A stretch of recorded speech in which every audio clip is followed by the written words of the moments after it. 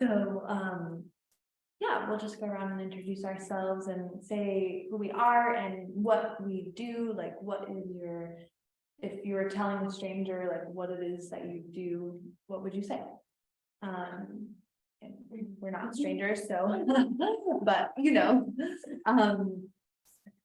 my name is Amelia, and I am one of the co-founders of this beautiful studio, the Crystalline Collective, and I lead women's circles, and I offer one-on-one sessions that are called Quantum Soul Alchemy sessions, and I help people to release trapped energies and blockages and all sorts of things through those sessions. And I also do other things.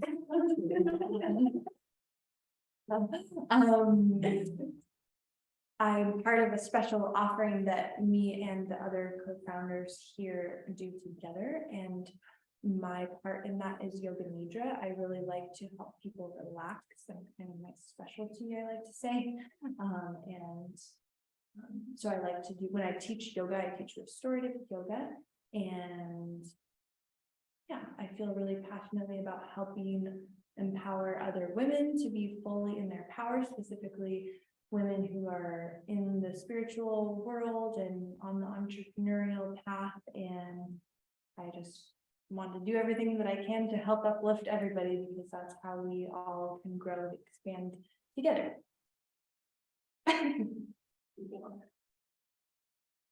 We can use this as our talking stuff if we want. It's a almost brand new. I am Tilly. I have my own vintage business called Wholystic Branding, and I got the name from my sister who passed away, and we collected vintage kitchenware and home decor together. So I do markets, and that's how I'm doing my business. Beautiful. I'm Mara, and I facilitate healing by channeling it for the most divine white light for people to heal blocks within the body, emotional and physical, because every physical block starts with an energetic block. This blocks trap emotions within the body. And I also activate and facilitate healing for large mass groups of people. And so funny, I channeled exactly what I want to say. My little spiel that I could say, before every video, everything, and then it was gone, so I didn't write it down. So it'll come back. But that's what I have today. Yamuna, would you like to have a turn? If you want to unmute and share what you do, you can, but if not, that's also fine. Just put this talking stick here if you want to.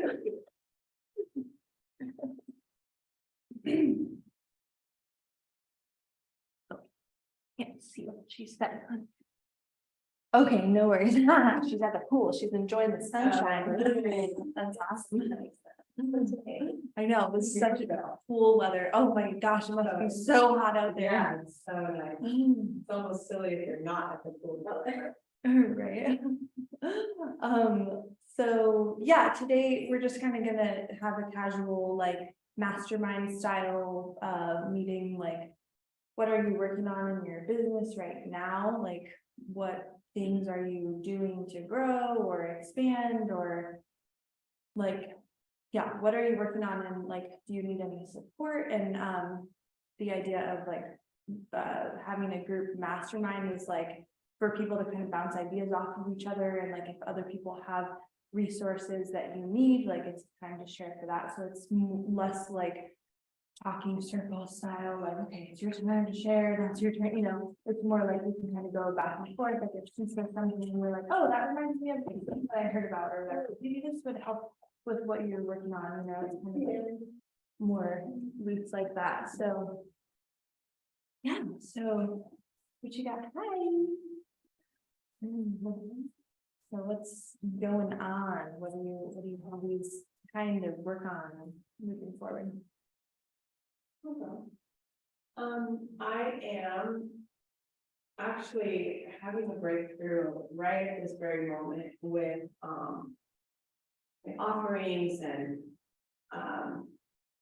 referrals and people really discovering what I do and the power of what I do. And I've been working so much on my vibration and, subconscious beliefs that,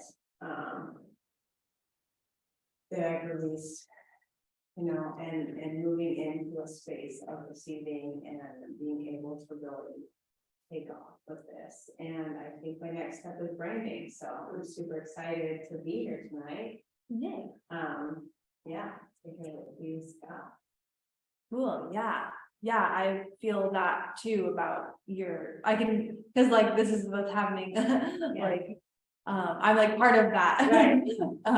So, yeah, I feel that for you. Yeah, That's awesome. And the momentum feels huge, so Mhm. it just feels like it's ready to just explode. Yes.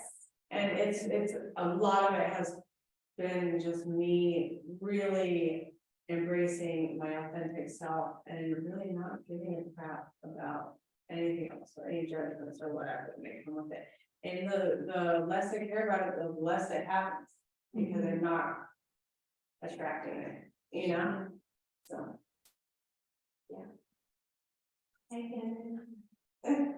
Speaking of which, I just. Yeah. Oh, nice. And amazing referral, yes, Awesome. and I. She's excited. Oh, wow. Thanks. She was tapping with me, I told her, we'll give you 4 free tapping sessions and redirect that money to her and just do it. So she's talking to her husband. Husband's like, well, do you believe that it's going to help you? And she's like, yes. He's like, okay, we'll make it happen. Oh, But they're still working out logistically, but it took me being like.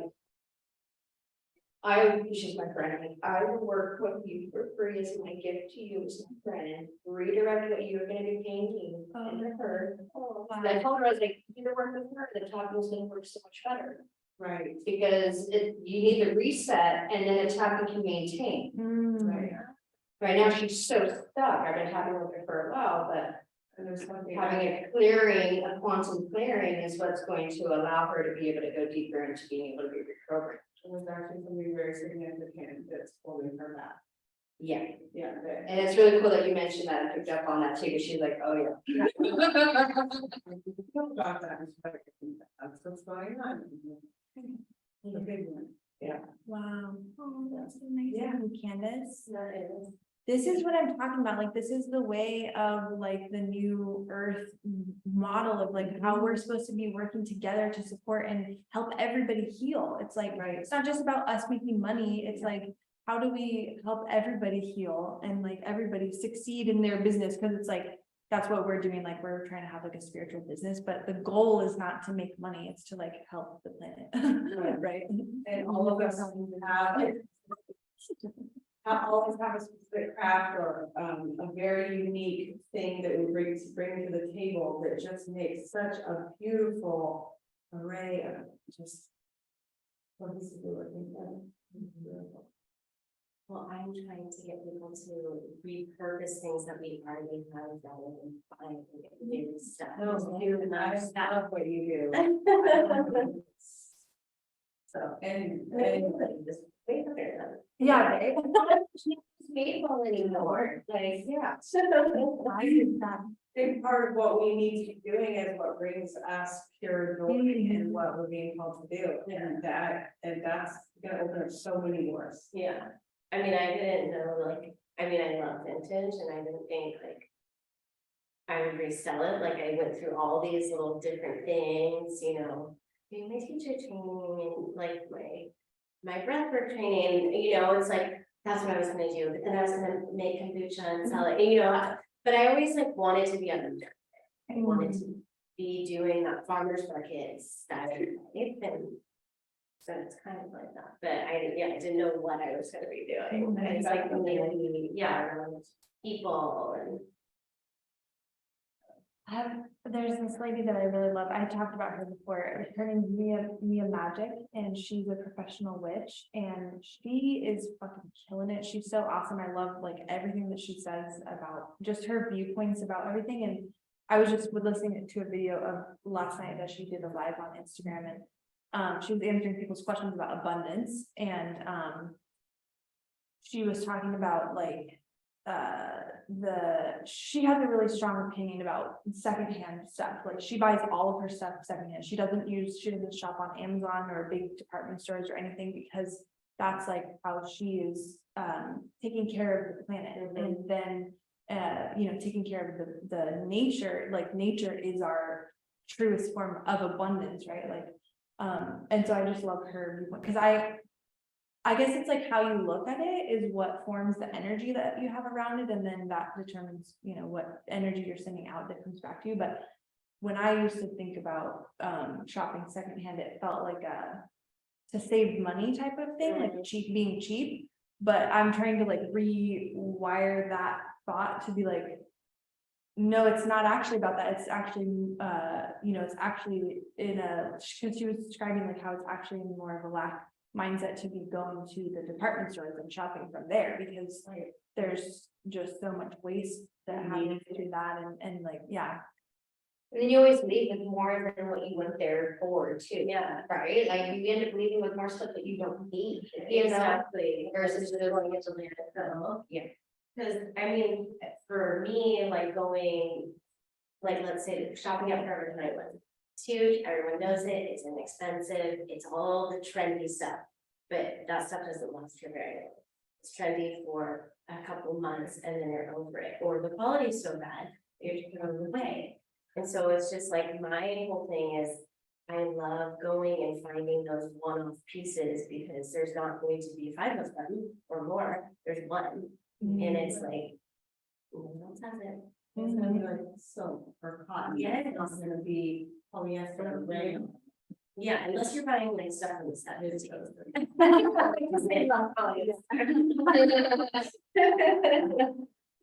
Yeah, it just makes so much, there's so much with it now. Yes.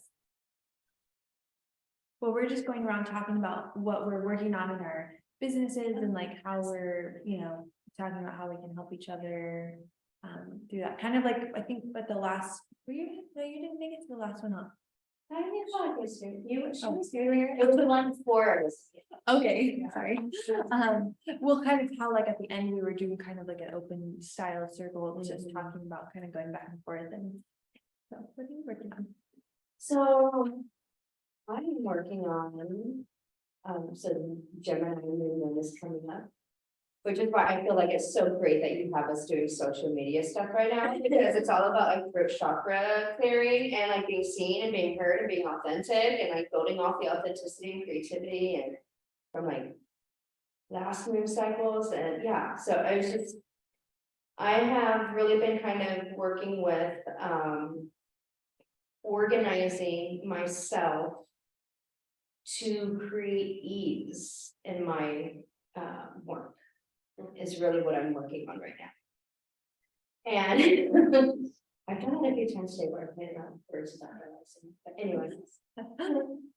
I have, so I was really proud of myself. I got a quantum clearing from Amada on Sunday, which was absolutely amazing.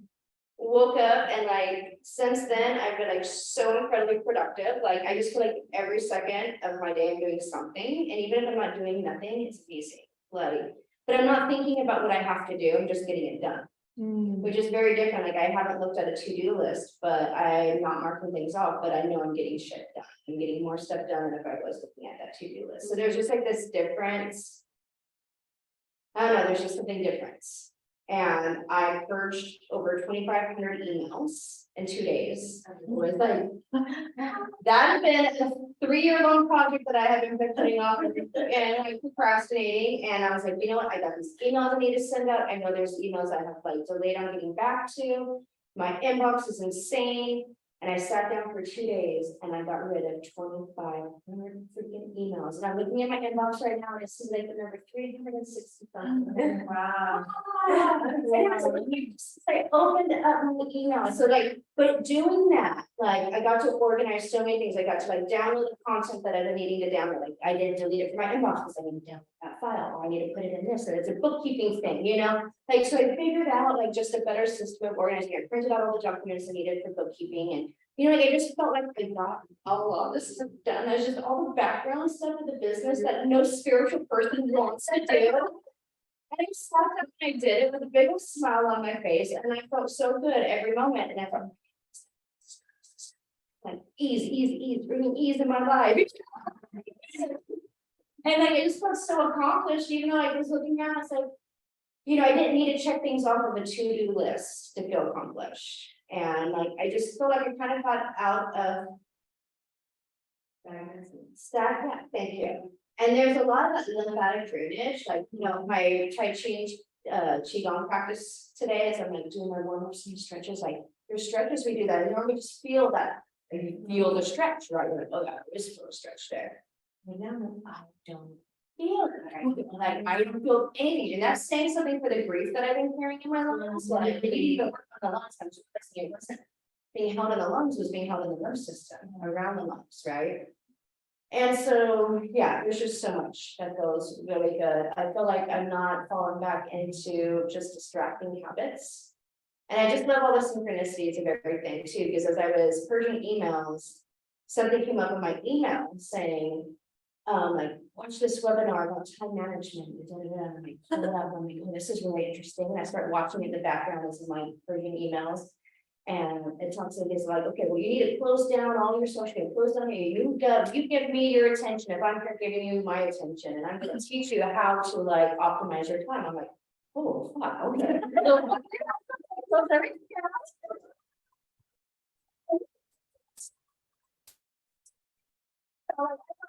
I've never seen it if I wasn't going in for easy. Because the moment and not doing to-do lists, instead of running to-do list, you just schedule in your calendar instead. Right? And he's like sharing these techniques that people pay like $300 an hour to hear, and he's giving us free talk, and I'm like just jotting down notes. And I'm going through this process, and it just felt like so like liberating, and felt like I could connect to being able to do it. Whereas I feel like in the past, anytime I've like listened to a coach or I listened to someone, I'm like taking in these techniques, sometimes it just feels so intimidating. Right? This one was like, oh no, I can fucking do this. You know? And then what was really cool is like you just focus so much on like you just optimize your time, right? And so like you schedule in your self-care, you schedule in your time with your kids, and it's just part of your schedule. And when you are doing that, you don't have your phone.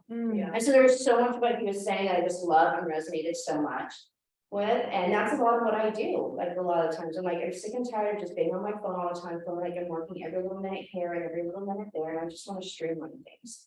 So right now I'm working on some of my things that my goals that I'm working on is creating a automatic responding email. So when people email me, although I have to reset up my new business email. So that's step one. I have to reset up my new business email because that closed down. But I want to set it up to where when someone emails me, they get an automatic email that says, I will respond within 24 to 48 hours if this is an emergency, you know, and then have information, because this is what my tapping mentor does. And I really like what she does, because then what she does is underneath her general thing, being like, I work these hours, I will respond to emails during this time. Thank you for your understanding around my tech boundaries. Bam, I love, she's established it right there. These are my tech boundaries. I will not respond to emails over the weekend. I respond to emails at these times. You know, if you need to reach out to someone else in the meantime, here you go. And I love that, because for me, I spend so much of my mind power obsessing over, I need to get back to this person, this person reached out about this person, they reached out about this, I gotta get this person back flyer, da, da, da. And I'm like, I should have an automatic email that has the flyer, a link to the flyer. If you're interested in classes, here's a link to the flyer, go to this website. If you're interested in tapping with me, go to here, and there'll be a video with introductory tapping, with me just talking about tapping. You know, if you're interested, so I'm redirecting people to where they need to go. Without even doing it. Without having to do anything, Oh my God, brilliant. right? Because I spend so much time just talking to people About the same. stupid about the stuff. same things, right? So just figuring out how to automate that, just that initial thing. So I'm streamlining the emails and. Because I can even tell you, like, I talked to probably a dozen people this week, who people just randomly call me, oh, I'm interested in Tai Chi, I'm interested in Qigong, well, what are your classes? Blah, blah. And it's great, it's I'm having conversations, but sometimes I can take 15-20 minutes of my time here and there. Mhm. And I might have one of these people actually show up to a class. Right. Right, so it's like, okay, how do I still feel like I'm connecting to people, giving people the information, and that really takes videos. Yeah. Right, and putting ourselves out there in a tangible form, where people can still feel like they're connecting to us, right? And so it's like, okay, I embrace this, this is the new way. So, I'm there. I was gonna do a live video today, but I just did not have a time to do it, and I'm working with Francisca because I'm doing her retreat, and so we're gonna do a live. I've never done that before, but I guess you could do that, where two people go on IG at the same time, like, oh my God, now we're gonna look at two people. Straight up. This is what's done, okay, I didn't know, but apparently people do this. See, I don't even know what I'm doing when it comes to social media, especially IG, I just really don't. So, but I am feeling like I'm not unstuck. Now I feel like, okay, I can just do this. Yes, I can just clear out over 2,000 emails and just be done with it and feel grateful and, you know, and my clearing statements and gratitude statements that I've been doing from my friend Monica, because I hired her as a relationship coach, and she really kicked me in the butt the last couple of weeks and really got me to shift on a personal level and get me even deeper into abundance mindset. And it's really cool. And it might be a practice that I either ask her to maybe come in and introduce sometime. Yeah. I'm trying to get her to come, but I think the weeks that we have here, she has her kids. She has her kids every other week. I think it works out for her to be able to come. But I'm working on it. But she has this beautiful process where you take a belief and a negative belief and you restate it as a positive belief. And then you create a clearing statement. So then you say, I clear and release all the ways that, and then you state what you're clearing around that belief. And then you say, and I'm so thankful and grateful now that I feel, and you state how you want to feel. Right. And you say that every day. And I say it multiple, so I say it all the time. I'm doing it all the time. Like literally, someone cuts me off in front of them driving me. I clear all the ways that I feel triggered by people being uncourteous on the road or whatever comes to me, you know, and this is it's so thankful and grateful. I have this safe vehicle and I'm quick reflexes and I'm paying attention.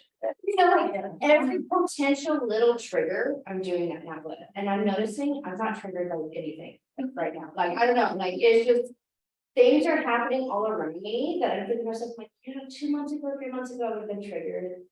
2-3 years ago, that would have put me in a panic. And right now I'm saying I feel so calm about everything. Like, okay, well, what's the solution? What do we do? You know, so it's just like a very different state that I feel like I'm been able to get to one because of all the work that I have been doing this last year.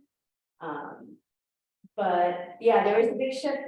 Went through a really big shift and it felt really good. So I've just been really motivated and really taking the receiving, because you guys know that's been my theme. It's receiving, just really taking that in. So really just being able to receive your gift and just like receive every little thing, whether it's a person smiling on the street or my kid just coming and giving me an extra hug because he's stoked that I bought him a bag of chips. I'm like, sweet, sometimes when he just throws in these random extra hugs. Being grateful in every moment, and the abundance really is coming, and I just feel like no matter what I need, it's coming to me. And I was actually, I'm sorry, I'm not talking too much, but this is juicy. I was talking to my therapist today, and she made a point. She's like, you know, it's really interesting. You're at such a different place now. She says, when you come in, you know, even though we've done a lot of great work together, what I'm seeing is all your work in between our sessions, and what you're doing is you're coming in and you're telling me about your integration. Wow. You know, like, we're not having to do so much work together anymore, and you are just really coming in and telling me about all the work that you're doing outside of here. But she made this other point too, that, you know, we were talking, I was giving her my little piece of our inner child work that we did together. And I was like, okay, so now I'm really recognizing where my lack of self-worth comes from, and how my worthiness has always been in just being a caregiver and taking care of things. But then, like, going back into that 3-year-old and not having my needs met, because all of a sudden I was the big sister and I was having to help meet the needs of my little brother. So I learned at 3 years old, my needs didn't matter anymore because my little brother's needs mattered more, because he had ear infections. So when I never cried, so I was always complimented because I was content. I just had a book and I was the best baby. I had no problems. So easy peasy for my 18-year-old parents to party and just leave me there, right? And then second baby comes around, I'm 3 years old, and they're 20, so they learn things a little bit more. But it was still all of a sudden I'm being a caregiver when my parents were young, being 20. All of a sudden I'm 3 years old, but I was taught through that experience, because my parents were so young, that my needs never mattered. The needs that mattered were my brother's needs, because he cried, because he had pain. And then when I got to about 9 years old, even a little bit before that, but it was 9 when it really hit, all of a sudden I was taking care of all the adults in my life. So once again, my needs never mattered. Never mattered. Because my parents were kids when I was under 3, figuring out how to meet their needs. Then I'm meeting the needs of my younger brother, and then by 9, I'm meeting the needs of all the adults in my life. And so what my therapist pointed out to me today, she's like, you are finally the amazing caretaker that you are finally caring for yourself. I'm a great caretaker, and I'm finally taking care of myself. I'm the best person taking care of themselves now. Like, who else, like, in my whole life, I've, you know, I've been reaching and expecting other people to kind of help take care of me on certain levels, because to help nourish my empty cup as I'm a caregiver for everyone else. And finally figured it out. I was like, oh, the only person who can take care of me is me. And I just gotta own that and be okay with that and be the best caregiver I could be for myself. And through that process of learning to do that, my business is expanding. I'm getting new clients. I'm creating a referral system. And even though I feel like there are times when I get behind in things, anytime I'm asking the universe to help me with it, it comes. So. You know, we were talking about in the outside world, since you are taking care of yourself and filling your own cup, at some point, someone else is going to be able to come in and do that as well. It's going to be reflected up. Beautiful. I love that. And it makes sense, because what I do is clear the stagnant emotions, because if we have stagnancy within the body, we just change. Yeah, I just felt like I was always going through muck. I always had this vision, I always had this idea of what I wanted to do, and muck, there, like, it's there, I can reach it, but I physically get there, you know, and I felt like that my whole life, I felt like everything's just always been slightly out of reach. Yeah, and it doesn't anymore. Yeah. I had a session with her on Monday, so the day after you, and I feel the same, like, I actually think on Tuesday I went through my emails, I was trying to. What I can tell all of my emails. That's so funny. Same thing, going through the motions and just doing stuff and like not upset about it. I'm like feeling good, getting stuff done. And I'm also a caregiver, so I'm always like doing everything for everybody else. It's funny because I went to my roommate's house to like feed the cat, take care of her, hang out with her. I did his dishes, I did his laundry. Like during our session, I like afterwards I was like, okay, I need to get back into the studio. Like I haven't been here in a while. Like your class came up like after the session. Like I was like, I've been wanting to do this qigong, and then knowing that I was coming tonight and doing other stuff, like I totally forgot about this when you walked in. I was like, I've been waiting for Thursday. I did all my classes yesterday when I was like, oh, so I was like, oh, it's not today.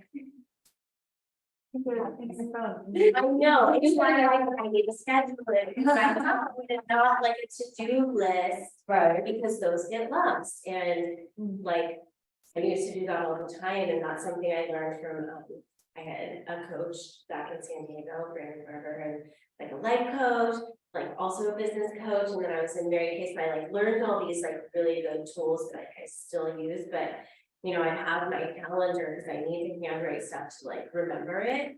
And so I don't like putting things on my phone because I try to not be on my phone and I don't want notifications. And but I don't have a calendar, so that's something I should get, like a daily planner, but I would always put in, I would schedule out my time, what I would do, and back then I had anxiety, and I was like, my way of coping was OCD and controlling. Yeah. And so I would every morning would wake up and do the dishes and clean the kitchen from my roommates who would always leave a mess at night after I had cleaned all day, which was very irritating, but my friend, like my Mary Kay mentor, was like, I know you love the dishes, and you like a clean space, and that's like the only way you can get stuff done. She's like, but what if you do a couple things for yourself first? Like make these phone calls, do these things, do these little tasks for yourself, and then like reward yourself with something. And she's like, if that's the dishes, then that's great. So I'm trying to like do other things first, and then I'm like, can do those tasks that, because like otherwise I'm like get into cleaning mode and I'm like, well, now I'm too tired to do anything else because I had to do it because no one else did. And then it's that story of like, I'm the only one that can do it and no one else can show up. But you know, if I change that patterning, and it like, it's also, I think, allowing people to accept that I do that it's okay to not pick up for those all things, or like, so it's gonna do it. Yeah. You know, and so I'm like, need to learn to take care of myself first, do what I want first, and then not in a selfish way. And I think that's what I always like tie it together. It's like, if I do these things for myself, I look selfish. Yeah. You know, which is You know, I'm changing that word to self-hold. nice. Yeah, I don't think we're selfish. Me neither. It's like, I think to other people too, like, you're so selfish, and then it's like, I try to look at it and like, I ask a lot of questions, which I feel like is one of my trigger things, because when I ask questions and people are getting fed up or they don't want to answer them, it's like their own thing or whatever mirroring is showing up, but I don't get where I need to be. I'm like, this is gonna keep happening, we're gonna keep coming back to this unless I know how to change it. So I wanna know what made me selfish. Oh, I see what you mean, yeah. You know, like, why would someone think that of me? What did I do so I cannot do that thing again? Yeah, well, yeah, a couple of things. One, the lady I was talking about earlier, Mia, Magic, she also talks about that word selfish, and she's like, no, everybody should be selfish because we have to take care of ourselves first. And then you can take care of other people. And there's like, also, I feel personally like there's a whole thing about our society, that word and that calling people selfish. It's like, it's like the opposite of, it's doing the opposite of what we really should be doing, because it makes you feel like you shouldn't take care of yourself, right? Like there's something wrong with putting yourself first, but actually that is how it should be, you know, I don't know, it's like the whole. And it really seems like the person who's calling the other person selfish, it's really their own projection of their own needs not being met, that they're projecting onto somebody else. Yeah. Right? Well, I think that, when they're calling somebody selfish, what they actually mean is you're not empathetic to other people's needs as well. Oh, yeah. You know, like if they're, you know, if they just don't care about how they affect other people or something like that, I think that, you know, the word selfish is just like so broad for that. Does that make sense? Yeah, this is actually really interesting because I wasn't gonna, whatever, I'm having a interpersonal situation with my mom. And it's just funny because this is what came up, like, because like I heard Mia was talking about that different way of thinking about being selfish and what that really should mean, or, but that feeling that you're describing is how I felt, because my mom came up here to visit. She was supposed to be here for like almost a week. She came up to visit for my son's second birthday, which happened a couple days ago. And we got upset in the day leading up to his party, and she left like 30 minutes before his party. She left, just left. And I was so upset. Wow. And it felt selfish to me. That was the feeling that I wanted to say that to her. I didn't say that, but that was what I was like feeling, was exactly what you're describing. Because I was like, but because she was saying, I need to take care of myself. I'm leaving because I need to take care of myself, and you have the right to take care of yourself too. And I was like, yes, I agree with that, but like, this doesn't feel like good for everybody. Like, it felt really hurtful. And so I was really confused about like what, Right, I feel like we're kind of programmed to just say you're selfish, and focus on what they're doing for themselves rather than, well, that's not really the issue. The issue is how they treat other people. right, which, You know, it was like, Because if they were treating other people, like they would treat themselves, or kindly, or care about their feelings, nobody would say that to them, or nobody would say that to another person. Because I've said it before to my sister, but I'm having light bulb moments, about it, because it's really the empathy for other people that's lacking, and it has nothing to do with her taking care of herself or just worrying about herself, because she should be doing that. right. But see, women have internalized, if I'm doing stuff for myself, I'm neglecting other people, and so I think we internalize a different meaning of selfish. To where we think that it's selfish for us to take care of ourselves, when in reality, the way you're defining selfish is really the more true definition of selfish. So I think we as women have actually internalized a different definition of selfish. Oh, wow. So when somebody says to us that we are selfish, we don't think about it in the way that you're describing. We're thinking, oh, then I should. Or even other people who are calling us selfish. Right, that's what I mean, Yeah, because how you're saying it, like, it makes us not empathetic, but it's like, as caregivers, we're taking care of everybody else, but not, we're the most empathetic. Right, It's like, So it is. which is, that is very triggering. And I usually escalate the situation because I'm a fuck, I need to X, Y, and Z for you. And now I'm selfish, and then it's like, now this whole thing is used against me. It's like, well, I'm never gonna ask you to do anything for me again, because now you have used that as ammo. And it's like, no, I was just stating who I am. So you use this one term to describe me. Well, it's absolutely, even when they say that, it absolutely isn't correct sometimes. We are very empathetic to everybody, and when we get called that, it's definitely, them projecting something on us, for sure. But I think oftentimes we live in fear of being called selfish, that we're constantly operating from a place of, I don't want to be seen as being selfish, so I have to give, and not myself. Oh, yeah, totally. Yeah. Yeah, and then you're completely drained, and you're like, you're whatever. Yeah. Make your turn. Yeah, seriously. Well, I feel like the like topic of discussion, what are we working on? I don't, like my answer feels funny because I'm not like, I feel like I'm like, there's nothing concrete that I'm working on. I'm like, I'm working on not like working actually. I'm like Passive income. well, not trying to like force things to happen. Okay. Like I'm not just trying to sit back and do nothing, but I'm like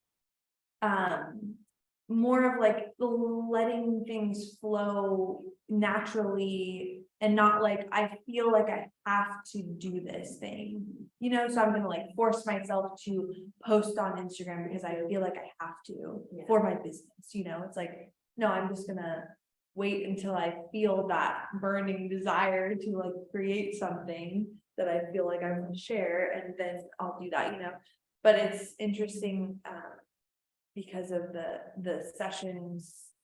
I don't know, there's a lull in my one-on-one stuff, but I had a session with Allie, and there's something energetically that I need to become more clear in, like how to protect myself energetically, because I was getting too like, I was too open to the other, because what the work that I'm doing is like so intense that I was like taking on too much of that, and I need to have more of a boundary. So I'm actually learning that right now in my personal relationships, and that's where I'm focusing on figuring out how to do that with my husband and and my mom apparently. And yeah, so Well, but that is working toward like through your business, right? Because until you have that established, then you know, it's good to take on things until you really have that. Because then you'll be fully ready to show up without that. yeah, You know, I remember having, you know, I talked to my teacher about that, like when I would do breath work, or, you know, just a lot of people come to me like for their problems, and I'm always like, yes, do this, and I'm here to listen, but I'm always strange because I don't know how to put that energetic block. Like I'm so open that it, you know, which is a harder thing I think to learn, is you just want to, let me help you, let me take your problems. And it's like, they leave feeling so great, and you're just like a sponge. Yeah. There's actually a post that I read this morning from another EFT practitioner, and I really like what she's doing, so I've been following her and watching her. We got certified right around the same time. And she's been doing these Ganja Yoga Nidra classes in the area that she's in. And she did this post about just establishing boundaries, like with her like students in her community. She's like, okay, let me just establish a boundary, professional boundary right here and now. Like, if you're seeing me professionally, we have a professional relationship. If you want to be my friend, you can come to static dance and hang out, but do not come and start emotionally dumping on me. I didn't think so. Yeah, like, and she just let it straight up. She's like, if you want to, you know, she quoted Ranga. She says, you know, if you're gonna live in the past, don't talk to me. If you want to be in the present, I'm here for you. Right? You're something very similar to that. She's like, you. This is a great post. I was like, oh, but the way she delivered it was very beautiful. Like it didn't come across harsh or aggressive or anything. But it was just like a very firm boundary. She said, if you want to deal with your emotions in the moment, I'm here for you professionally. But if you want to live in the past, I'm not here for you.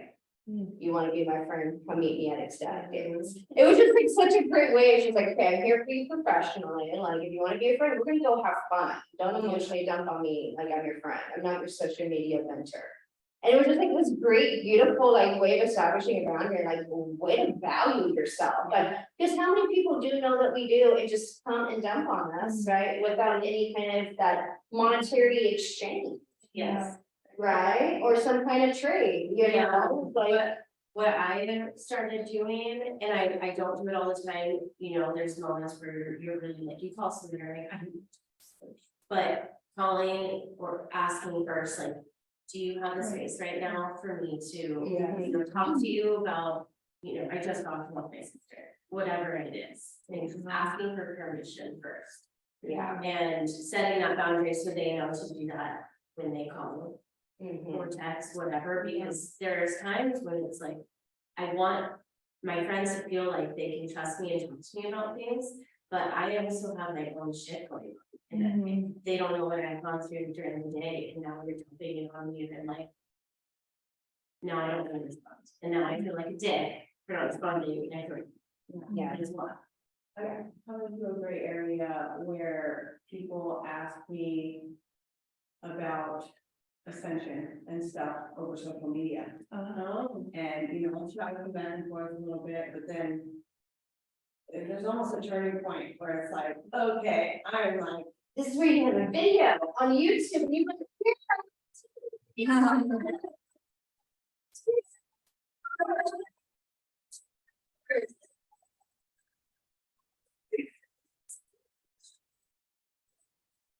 range of things, you know, like so many different things, and yeah, eventually I'll have a video on everything, but.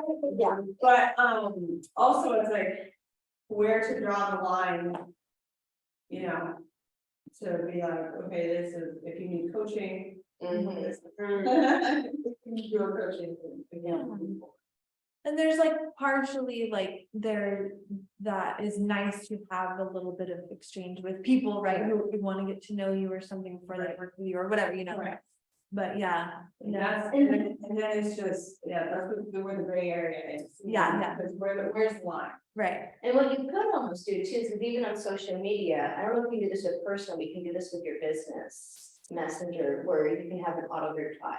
Yeah. So if someone does ask you a question, you can have an auto reply, you know, that says, you know, I can get back to your question within this period of time. In the meantime, you can go to my website, if you want to book a one-on-one session, here's my direct link, or call for you, yeah, you can do that, just kind of script in your social media, so when people ask you questions or reach out to you on social media, they can get an automatic response that gives them all kinds of information. You could do like a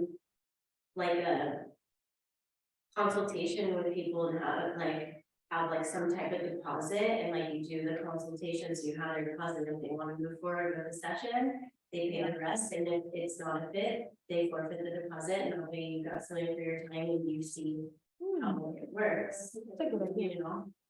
And you can even do monthly calls too, like you can pick a topic every month and you can be like, hey, at this time, on this day, I'm going to be talking about this, come and join me live. yeah. on Zoom. Right. Live Q&A, yeah. So like, well, I did that all through COVID, and I really built an audience really strongly doing that, and I built my online courses doing that, because I would take these calls and I would upload them as bonus content into my online courses Oh, wow. too. So it's repurposing Yeah. my free call that I was doing, and then you can even, if you wanted to play around with it, you can take isolated chunks of these Mhm. calls and you can create a 5-minute video Yeah, that you can then repurpose. and oh my use gosh. too. So you can Yeah. take one hour-long Q&A call or like free call interaction with people and take questions and just talk about things and create that simple community where people are coming and meeting you. And then you take that video and then you repurpose it into a bunch of different things. I did that with Qigong a lot. I did that a lot with my Qigong classes. I need to do it again because I want all new stuff now. But, Yeah. it You works just really have- well. You just have like the videos up on your website, people just pay for it unless they. want Yeah, it. I created a course, and so I had a full 8-week long course. Oh, So I would have them come and I did a live class. So I built the course as I went. Right, Okay. so we scheduled out 8 weeks. They got a Zoom link. They came and joined in live with me. We did Qigong together. And then in between classes, I would re-record these exercises in small chunks. So if I brought in one Qigong exercise, like breathing in all the directions, I would do a 5-minute video of breathing in all directions. And then so when they go into their online course portal, they have the weekly classes that are hour-long classes, but then they have all these short videos. There's a 5-minute warm-up, there's a 15-minute warm-up, there's all these Qigong. So then they can sit there and click on what they want, and basically create their own course or their own class. Mm. Right, like they're not queued up, but they just, they're like, I'm gonna do this one, I'm gonna do this Qigong, now I'm gonna do this Tai Chi practice. Mm. You know, I'm gonna do this form, and so they can pick and choose what they wanted to do, and that was how I created my course. It was pretty successful. Oh, nice. Yeah, I just have to switch it over to my new platform, so I took it off, so it hasn't been online for over a year, but. Once I get around to uploading all the content back onto my new website, it will be available again for everyone, but. That was a really good learning lesson, and it was my second online course that I did. And it was, I feel like the most value, because I tried to repurpose the information as much as I could. Yeah. And now when I have people reaching out, like, I'm really stressed, I just need something, I can send them the 7-minute video that does this. I'm like, hey, if you have 15 minutes, do this exercise, here's a good 15-minute video. And I'm constantly sending people videos from my YouTube channel. I do it weekly. Weekly, I send people to my YouTube channel. There you go. Yeah, actually went on there the other day and I checked out my views. I was like, some of my videos actually have like close to 500 views. Amazing. I was like, oh, I'm like, oh, people are watching. You have on your Instagram, a link tree that goes straight to your YouTube channel. No, I haven't gone to my websites. Okay. And I need to probably be better about linking my YouTube onto my website. Well, because Linktree, you can have as many buttons as you want, so you can have your website, you can also have it straight to It's YouTube. Linktree, so I don't, so this was on Instagram? So a Linktree, do you know how to explain it? Yeah, so like your link that you have on your bio goes to your website, is that what you're saying? Yes. Okay, so you can use that link to put your link to your link tree, Mhm. which takes them to a separate thing that has all of your links that you want, so you don't So just this have is just one. an IG thing. Yes. Yeah. So well, IG for social media, you can use it for Yeah. Facebook, you can use it for Yeah, multiple yeah, things. you can. So I just have to Google Linktree and I'll Yeah. find it? Yep. Yeah, And then so you what, can link all your things and under you're one. on under one Yeah. platform. so when people Yes. click on this link, they can see, then they can see your website, they can see your YouTube, they can see your Facebook. That's If great. you have I'm one, finally figured it out. When I first saw my Linktree, it was when I was teaching yoga and then I was teaching at different places because I moved. And so I had the link to the, this is where I'm teaching, so you can have a link to here for people to sign up for your classes yeah. beforehand. So it's just, people have all those options, like, oh, wow, she's doing so many more things than I thought. Because websites are great, it's like a one-stop shop, but when people are. For me, and I feel like people my age or younger, like short attention span, Yeah.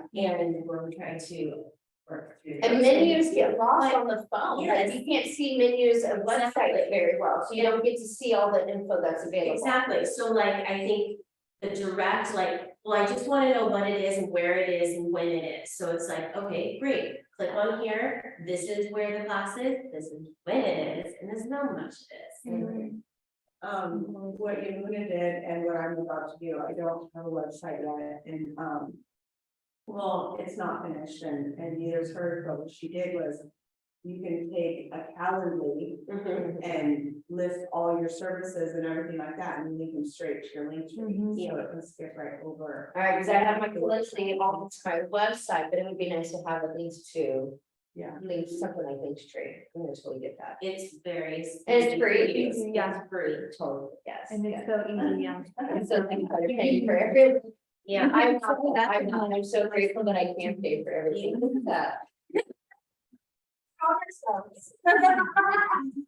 So grateful that I can utilize things for free too.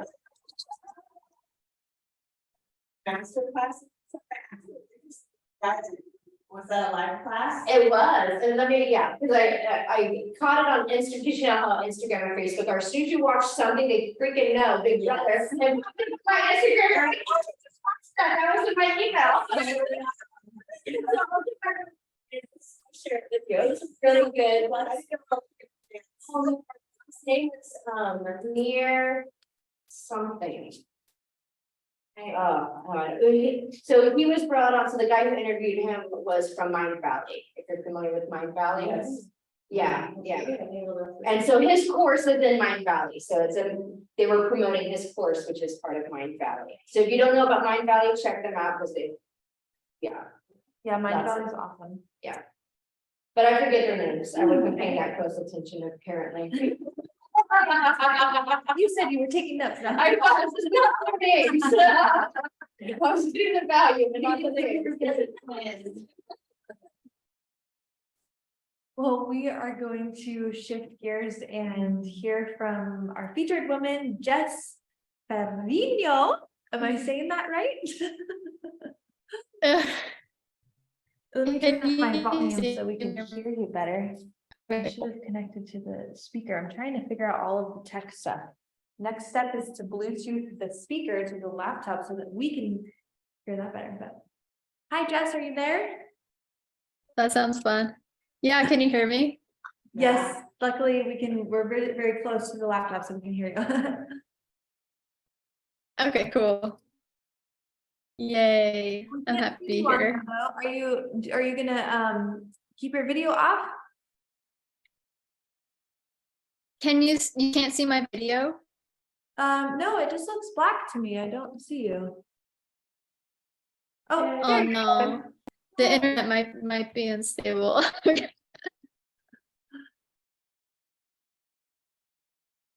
Just needs her call.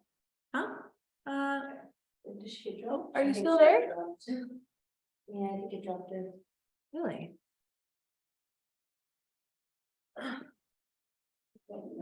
Going on. Oh, no, it says there's still three participants. Am I back?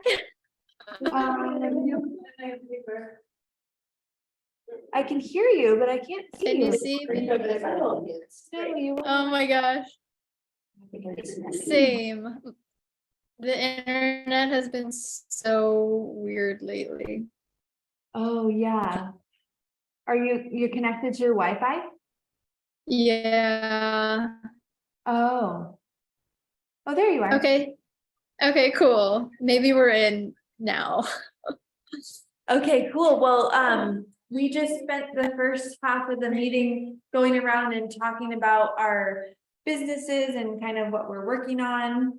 So, I think you missed the first part where we were talking about each of our individual, like what we do. So if you want to hear that, we can go around and share again, but, if not, the floor is yours and you can share with us all about what you're doing with your branding business. Thank you. Cool. I want to start by sharing that I am also sitting on a cushion. I was sitting in my office chair before. It was like so uncomfortable. So if we're talking about business goals, getting a new office chair is like on the top of my list right now. It makes such a huge difference. But yeah, I'll just start by sharing a little bit about me and then what my business is all about. And then I have some fun activities planned for us. And I'm going to kind of take a pulse on like what's important for the group. So I'm not just like sharing something that people don't care about. So for those of you who don't know me, my name is Jess. It's nice to meet you. I was born in New Jersey. I currently live in Nevada City, California, which is like not super close, but also in Northern California. I was born as a fine artist and a painter. So my journey really started as me being an artist at heart. And then eventually I started my first business in 2014, which was called Individual Artistry. And that was all about turning individual visions into reality, like custom artwork, whatever your idea is, I'll make it happen. And at the time, I didn't have like any idea in my mind that branding was relevant to that. I'll get to that later. But I studied in Brooklyn. I went to Pratt Institute and I learned all about creative marketing and illustration and just how to convey like a business mission in like a creative way. So I learned all the tools and all the techie stuff that people who use Canva these days don't know anything about. So I'm really grateful I had that experience. Eventually went on my spiritual journey quest. I traveled all over the world, got certified in yoga and Qigong. I heard a bunch of you talking about Qigong, so that's pretty cool that we all have that in common. On my spiritual journey, I feel like honestly, right now I'm at a point where I'm unlearning a lot of shit, like just unfucking my mind from the many different beliefs and ways of viewing things that it's really easy to take on when you're seeing it and hearing it a lot in the world. And yeah, lately just really focusing on discernment and what's real and true for me and helpful for me at this point in my life. But basically in 2018, I had a big epiphany that branding was kind of the epicenter of where all my passions came together. My passions for like embodiment work, creative expression, helping people tune into their energy and convey that into the world. I was doing psychic work with people and energy work, kind of in that realm, and also the art history of bringing that. And I didn't really realize until that point that branding was all of it, just all of those things. So that's when I started my business, Wholystic Branding, which is all about taking a huge big picture of everything that encompasses a brand and like who a person really is, and then turning that into a tangible creative expression. And I find that branding really is a journey of empowerment, and that's why I'm so passionate about it. And there's so much like dry information out there in the world around what brand.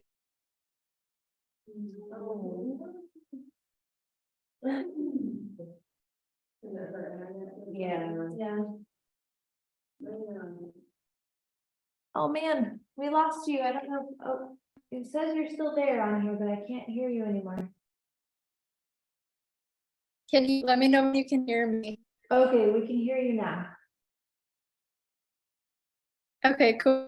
Yeah, so I was basically just saying that I'm really excited about branding because I feel like it's the center of personal expression and personal empowerment, and just a vehicle to bring more of yourself into the world. So that's kind of a little bit about me, what I'm about and what this is about.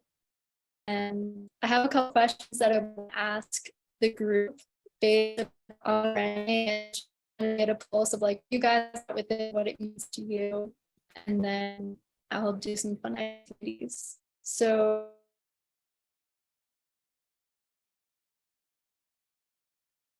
Could you repeat that question there? I think we missed part of the question.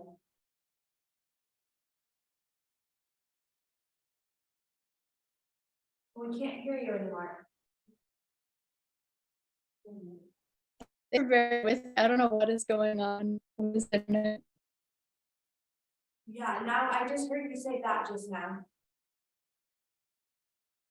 Okay, so what are your last? That you wanted to ask a question, and then I think you said the question, but it didn't come through as clearly. Okay, yeah, the question is just what is branding to you? Like when you hear that word, what does it mean for you?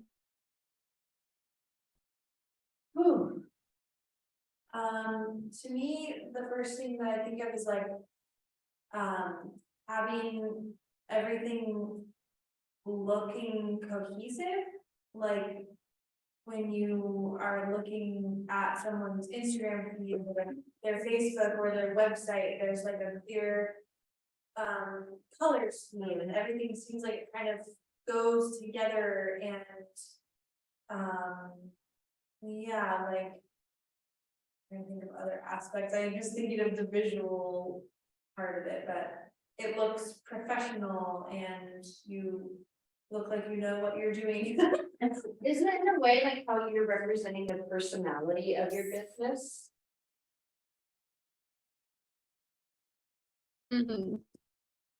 I think of like a logo, and when I hear like branding, I'm like, ooh, a logo for my business card. This is me and what I do.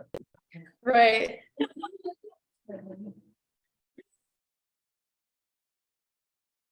Yeah. I think that. To be honest, I think I used to have a bad connotation to it. Not bad, I would say, but I know it had to do with some of my blocks towards money. And I don't feel that way anymore. I know that I'm excited to learn about it, and I know that that's what I need and get out there and be seen. And I guess it had a lot to do with me being seen too, and not wanting to be seen, but I'm not in that space anymore, and I'm just excited now. I have to say, like, one block, like, even when you said the question, like, I could even just like feel that little tightness in my chest, being like, oh, it feels limiting, like, and that's my like beliefs around branding, right? It's like, to me, like, I've always struggled with branding, because to me, it felt like you're asking me to fit within a box and limit myself and who I talk to. And I had to get through that and see, it's like, no more, it's like, if I'm actually speaking directly to someone and having a truer connection, you're gonna have a connection with a small group of people, you're not gonna have a connection with a huge audience, right? But like, yeah, even that whole programming came back when she when you asked the question, I was like, oh, I could feel that old self being like, oh, the limitations of branding, you know, like. And I Yeah. have a bit of a, I guess you can call it fear for lack of a better term, but, a little bit of fear that I wouldn't fit with it, or, it wouldn't be for me just because, and that's a question that I had asked her before about, you know, the branding experts that I've come across before, they, highly encourage very masculine everything, masculine action, masculine this, and I understand we have to take action as well and do things, but, I'm very much feminine and, such a creative, and I would love to, and I think she's the right person, I would love to, you know, work cohesively with someone that could really, help that shine or help that be seen, that part of me and those aspects of me. I have a question too about like how the branding and marketing like go together, but they're not the same thing. Like, what is the difference between like branding and marketing? Good question. Because what you're talking about is reminding me of how I feel about marketing. Like, I don't, when I think about marketing, I think about like trying to like sell myself, and I don't, that feels weird to me. Like, I don't want to do that. But yeah, so what is that? What's the difference between this? Well, I'm gonna do a question answer towards the end after everything, and do kind of like a hot seat consulting, and that's a really juicy question that I would love to talk about then. Okay. But I want to stay on the topic for now of just what branding even is. And I love that you meant that you kind of feel limited by it. Like a lot of people inside, they hear it and they're like, how the fuck am I supposed to put all of this infinite cosmic being in one, you know, word, symbol or something like that? And that's why I'm really passionate about this, because I feel like branding should be the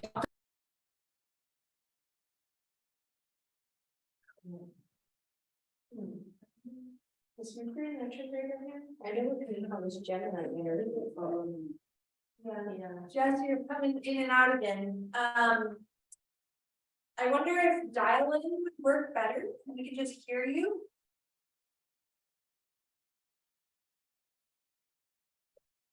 You wanna try that? I could guys me. What did she say? I don't know. Can you hear me? Yes, yeah, I can hear you. I'm wondering if, maybe doing dial-in when, like through the phone so that we could just hear you. Maybe that would work better. How do I do that? Like one season. I think you call. How do I Let me see, I can send you the dial-in. I think you like call on your phone. interesting? I've never done that before. So let me send you this For my link and then we can see if that works. I don't know. But I want to make sure that we can hear everything that you're saying here. I'm gonna join from my phone and see if that helps. Okay. Well, that makes you different in the week too, like. It's been long seasons. Can I be trendy? Maybe I could be trendy. I don't know. I've never thought of myself as being trendy. Maybe I could be. We can all be some days.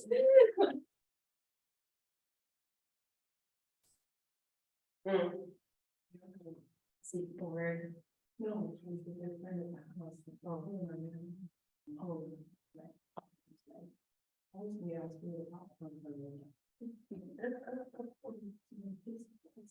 Yeah.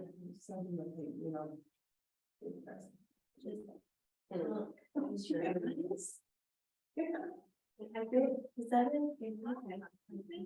It's like, where is it on my Well, did you look? And you said, well, it's right here, like. You didn't look, I know you. It's my son's not number. Yeah, so You have not entered any number. Please re-enter your.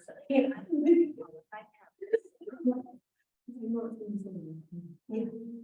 What's every mile?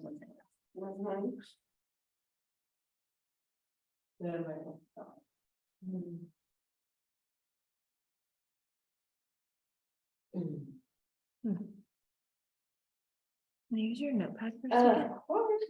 They're in my cars. That's what I had in my car. Well, I know, my kid loves cats. That's really great.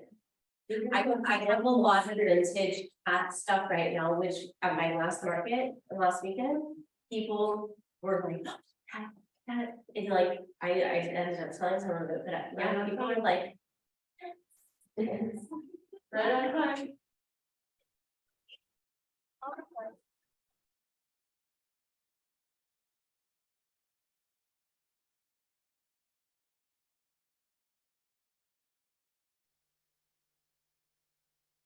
Enter your participant ID followed by pound. Otherwise, just press pound to continue. Please enter the meeting password followed by pound. I know, I've seen that a lot of shit. You have not entered any numbers. Please re-enter the meeting password followed by pound.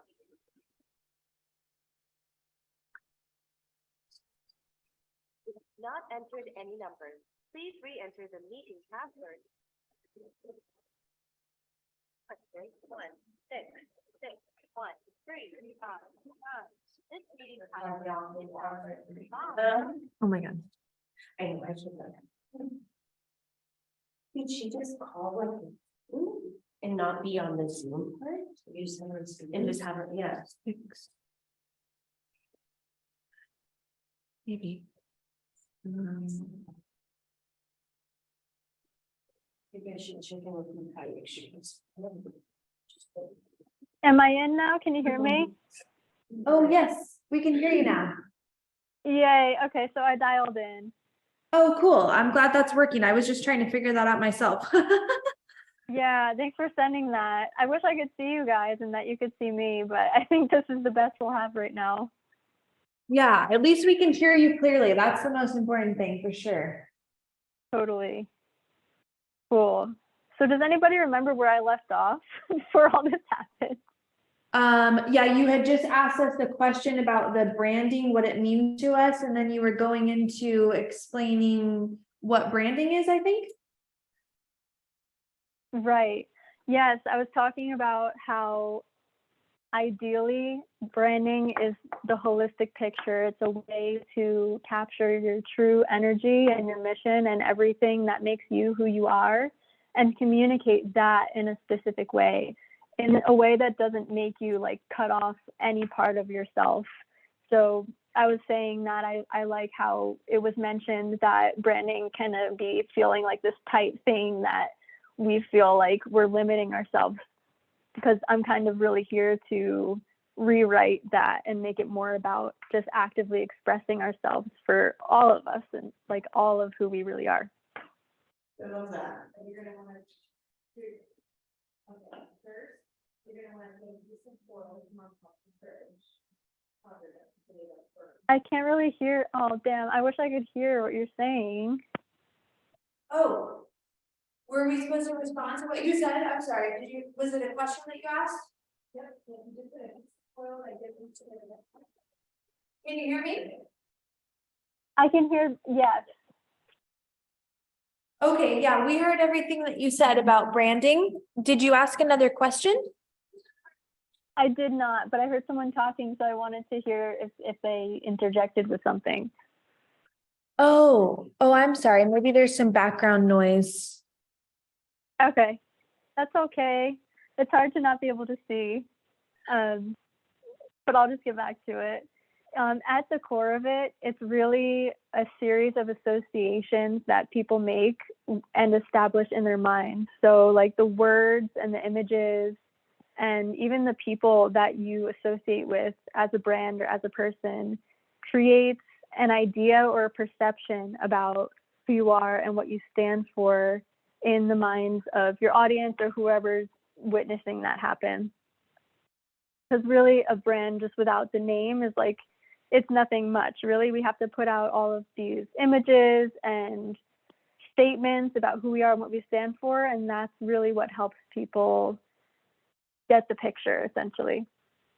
So it's really a matter of perception, and that's why I like it so much, because perception is really this magical, it's like a magical thing that we get to create. And in the world of marketing, as you were saying, it can be so masculine, and in that way, it's often also been really manipulative, the whole perception part of branding. It's like, put yourself out there as XYZ, even if you're not XYZ, and, you know, do it this way and that way to make your perceived value seem some type of way. But I'm finding that in this age where more people are just awakening to, you know, living in their body and living their truth, that just doesn't work anymore. So when we're talking about perception and branding, it's more about just sharing what we really want people to see based in reality. So it's not like, I want you to see me as a 6-figure entrepreneur, even though I'm not. It's like, I want you to see me as a powerful psychic or healer or whatever it is, because that's what you're actually living. So branding becomes the art of just accurately conveying that to people. It's really articulating in a way through these different mediums. So I would love to hear, like, what is everybody's biggest challenge or question mark when it comes to branding? And branding being like your messaging, the design, the kind of strategy behind your marketing and everything. I guess bringing in people in general. You know, because I get inspired and I do the videos and stuff like that, but I know absolutely nothing about branding thus far. So, I guess equating that, like, not equating, I don't know the right word, but like turning that into people asking more questions, people coming to me and, you know, turning that into profit essentially. Mm-hmm.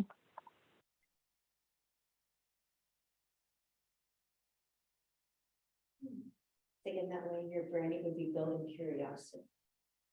That's what you would become. Yeah.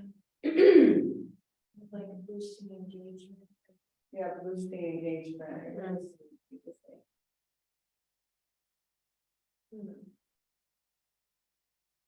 What was that? You said boosting engagement, and that resonated with me. Okay. Boosting engagement. What else feels like a huge question mark for you guys? It seems very like overwhelming of like all the different aspects of like what goes into branding, or I guess like what I think goes into it. And it's like, being the creative, I have like so many ideas, I'm all over the place, and then it's like, it's too much, I'm not doing it. See, and that's where I was coming at for me a little bit, when you said something about like the branding was like. And when I represent like who we are, and I'm like, well, yeah, I can't encompass who I am in a brand. And that's where I feel very limited with branding myself, is I can't just narrow. I don't know if it's my ADD, if it's all my interests, I just feel, because I am like, I do way too many things to just like, and that's where I've struggled is for branding for myself, is being into herbalism, doing tapping, doing Tai Chi and Qigong. Yeah, there's all the energy elements, but they're all such different fields when it comes to branding yourself, that's where I struggle branding yourself. I'm like, I feel like I have to brand myself differently when it comes to being an herbalist than I do as a tapping practitioner, as I do as a Tai Chi and Qigong instructor. And most business coaches just tell me, well, pick one and stick to it. Yeah, And I'm like, no, because that's not who I am. your canvas, you Yeah. have a umbrella of things. And so then what I've done is try to just market myself. Yeah. This is me. But even then people are like, "Who the fuck are you?"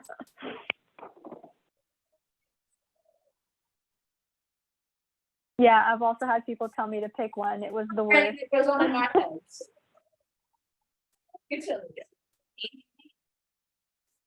How does someone with ADD with a million interests like hone in on one branding and feel like you're being represented by one color, by one this and one that? And that's where I just have struggled so hard with branding. It's coming out. Yay, good, perfect. So it's more like just understanding how to include all of your multi-passions into what you're putting out into the world. Yeah. Yeah. And then when I do that, I just think of just marketing myself from that perspective of energy, but then I feel like that really is only drawing in people who already know energy. And it's not allowing me to expand into people who are new and who don't know about energy. And I don't necessarily want to limit myself to one or the other. Mm-hmm. That's the other thing that comes up for me too, when it comes to like honing in on one market to talk to. Yeah, Yeah. I have a main one, and then I'm also an artist, and I also create jewelry and do this other stuff too, which are more like side stuff, but I do have one specific idea that's a side thing that can potentially bring in a lot. It's a really neat idea, and yeah, but I do have my main thing, you know, the gift, the channeling that I do, and then I have these other things on the side too, so I would resonate with that.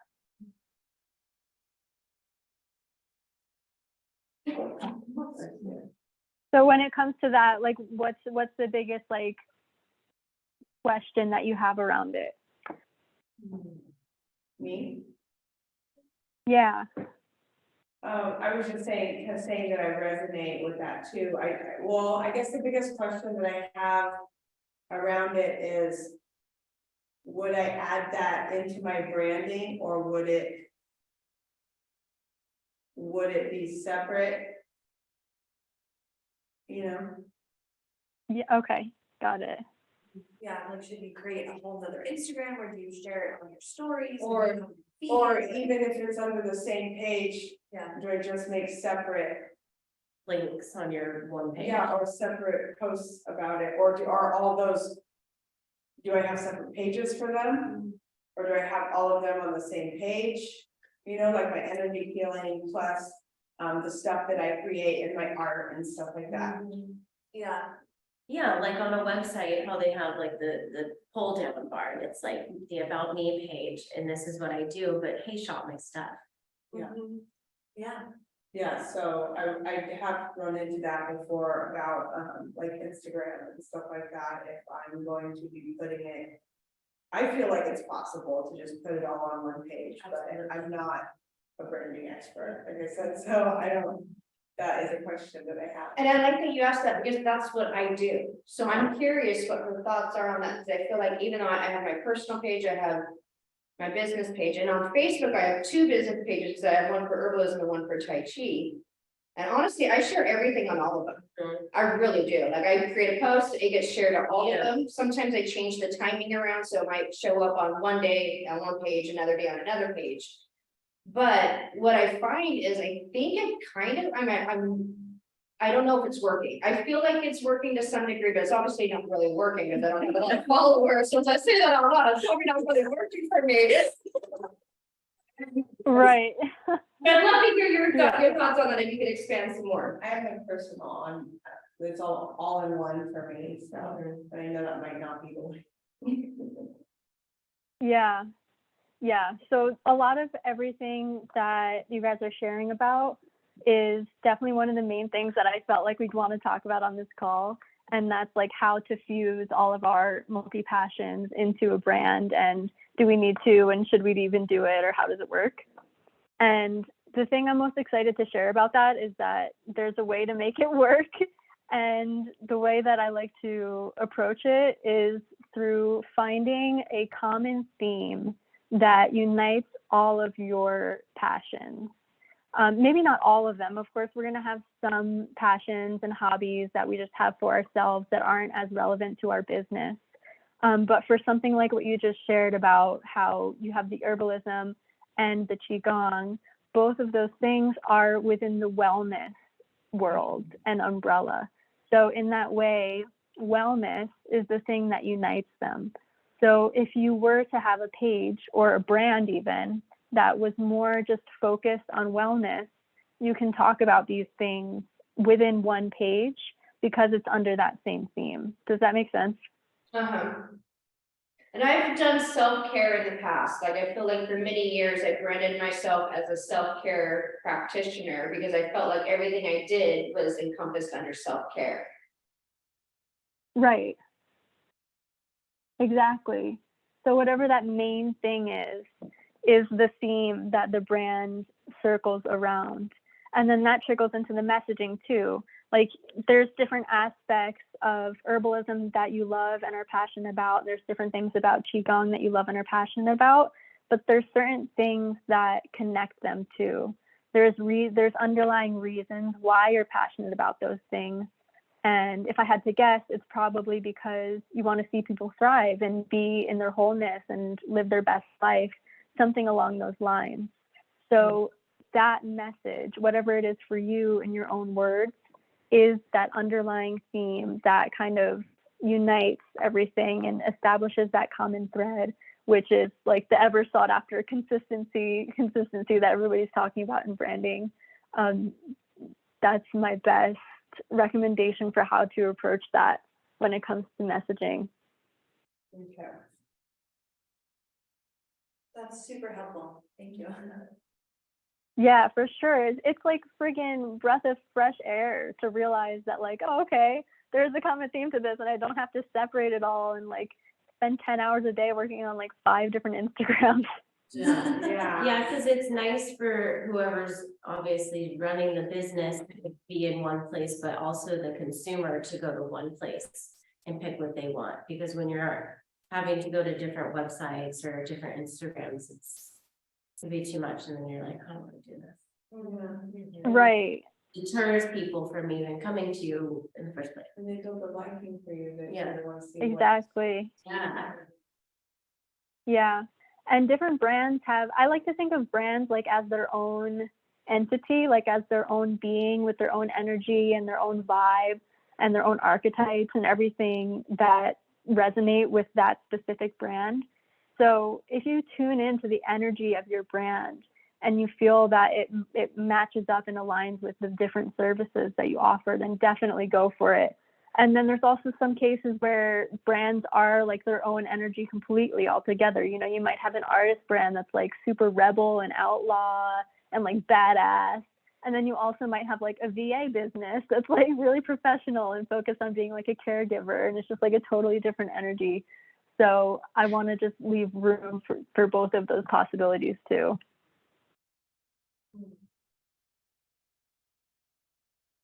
I'm happy to switch into just like full on Q&A, like hot seat consulting. Okay, sweet. So how many colors? How many colors are the maximum amount of colors? I'm throw a question out there. I typically do five main colors. Yeah.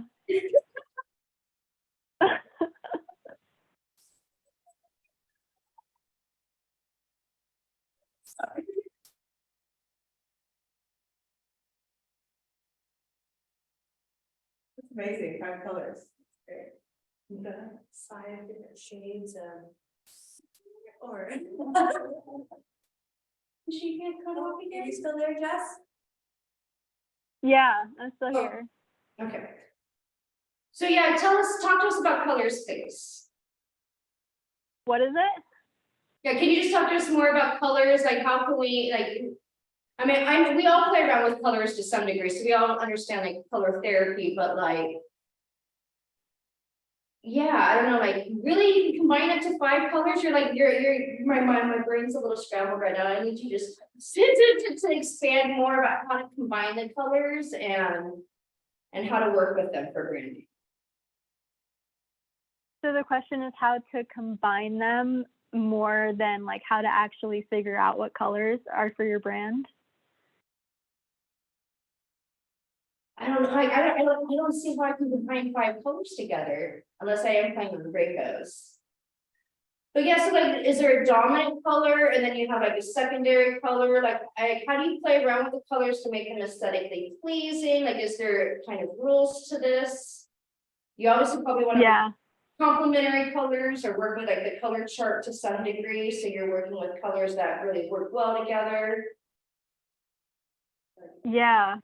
I mean, this could be like a whole 3-hour lecture in itself, probably. But just for the sake of a quick response, focus on contrast. Like, don't try to put like a beige text on top of like a light orange background. Contrast is what helps things like pop and become more visible. So whatever colors that you do have, when you're using overlays like a text or something like that, just make sure that it's really easy to see. And another way to help it become more cohesive is to do an overlay. So say you're like, I don't know, a copywriter, and you want to put a picture of somebody typing on a laptop, but the picture is like all these weird ass colors. You can do an overlay of blue, like say blue is one of your brand colors, and just turn that image and have like a blue tint to it. So that's just another way to kind of help things stay within your palette. I'm not sure if that answers your question. No, that was a very helpful tip. I never thought about doing that because that's actually something I have struggled with in the past, was trying to get, now not something I would try to fake the image, which helps, but it's still not getting it to blend in with your colors. So I like that overlay. And I play around a lot with shading too. So like I might have like 2 colors of branding, but then I might have 3 different shades within each color too. And so that way I'm playing around with different shades on the website and with different borders and things like that. Right, definitely. And then for anyone who's like not sure about how to even choose your colors, I would definitely recommend making a Pinterest board if you haven't already, of just things that you love and kind of like photos that capture the energy of what you want to communicate in your brand. And once you have enough pins into your board, you'll start to see the commonalities, and like it will just pop out when you're looking at it, like, oh, okay, like 10 of these have blue, you know, these actually are mostly all pink, and it'll just kind of start to reveal itself to you like that too. That's a cool idea. Yeah. There was a question that somebody asked earlier, and I was like, let's get to that in the Q&A. Oh yeah, what is the difference between branding and marketing? Yeah, so branding is one puzzle piece of marketing, and marketing is a giant thing that has a bunch of puzzle pieces to it. In the shortest sentence possible, that's my answer to that.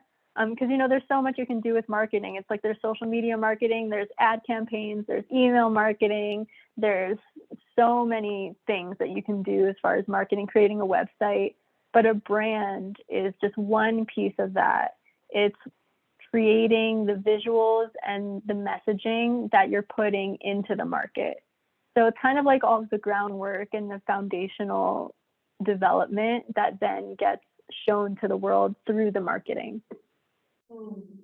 Okay, yeah, that makes sense. Can you share with the group the information that you had shared in your story a while back? I don't know if you remember, but I had commented or something, I responded to it. It was like about, there were slides that you were showing that we're talking about the importance of the professional branding versus like do-it-yourself graphics and why that's Right. important. Can you talk about that so everybody can hear that? Because I thought that was so helpful. Yeah, so basically it was a post about the pitfalls of DIY graphics and why like kind of trying to bootstrap your graphics isn't always the best idea. Sometimes you got to do what you got to do. Like if you don't have a budget, you got to do your thing. Like definitely don't discourage that. But when it comes to the point that you are ready to invest, it's definitely worth it. I showed all these statistics as to like how design-driven branding is really like a 200% conversion rate compared to companies that don't focus on design. And it just helps you look more professional. Like, I don't know if you've ever shopped for shampoo and you look at one of them and the label's kind of like wonky and shitty. And then you look at the other one and it looks like really chic and expensive. And you don't know why, but you really like the chic one. And it just comes down to design and branding, and a lot of credibility comes from there as well. So are you talking about posts on social media, or are you talking about more labeling and logos and stuff like that? Or are you talking about all of it? Yeah, all of it. Just any market facing image, or what they call in the business world a touch point, which is like any place that somebody comes into contact with your brand. And that leads me to a question about videos, because I do a lot of videos on the fly from inspiration.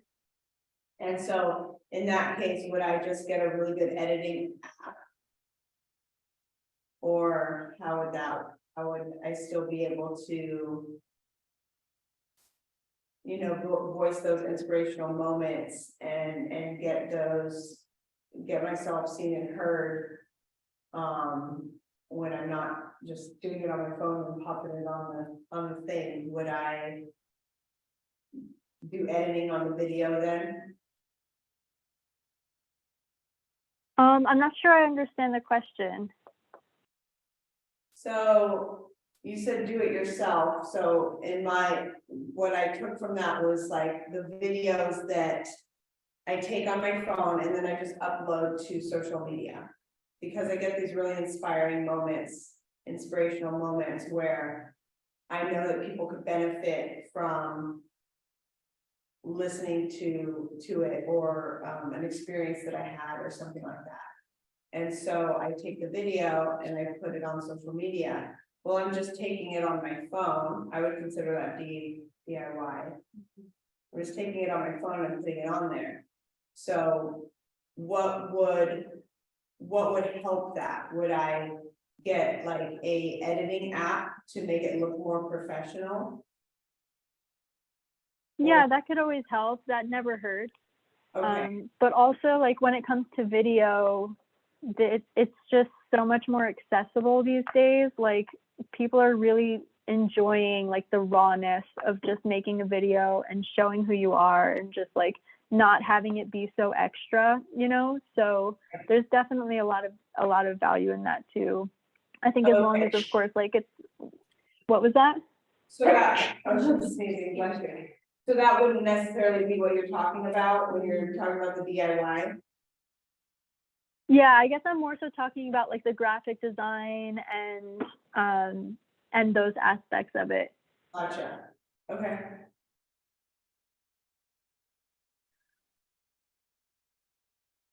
Yeah. Does anyone else have like a burning branding question that they just are really eager to get answers to?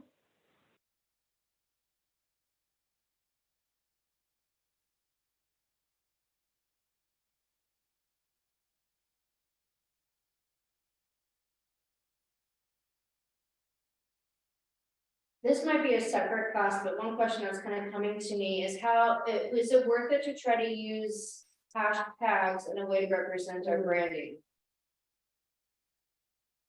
Like, How do you how do you Like hashtag convey in a way like that keywords of our branding, but using that through hashtags, like is there, would there be anything to try in that? I don't know.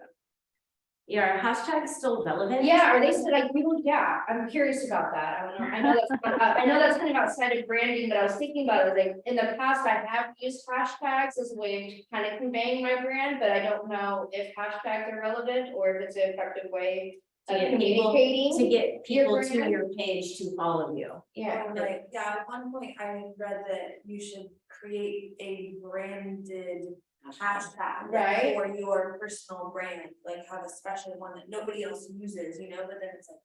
Who's, I don't know, that seems like How are something people that, finding it? well, yeah, it seems like something that would be helpful if we had like a lot lot of of followers followers within the already, business. yeah. Yeah, if you're selling something and then they have it and they use their hashtag, Oh, right, they yeah. post something like. The shampoo, Yeah, hashtag blah, blah, blah, when you use the shampoo. yeah, so yeah, I'm curious, is there anything to that, Jess? I think it was pretty much covered. I think that having a tag that's relevant to your business is a really good idea. And then at the same time, I definitely don't think that hashtags are dead or anything like that. I feel like they still very much work and are helpful. okay, that's good to know. Cause I never look at hashtags, so I'm Either. like, who's looking at these? I don't know if I use them, but people are searching. Well, I follow hashtags. You Oh, do, that's right. so you do follow hashtags, Yeah. certain ones, like. Like you can follow, just like you can follow, people. Oh, you can do that? Okay, because like, for my, I don't know. I always hash, like when I post something, I hashtag vintage decor, but you know, and I'm like.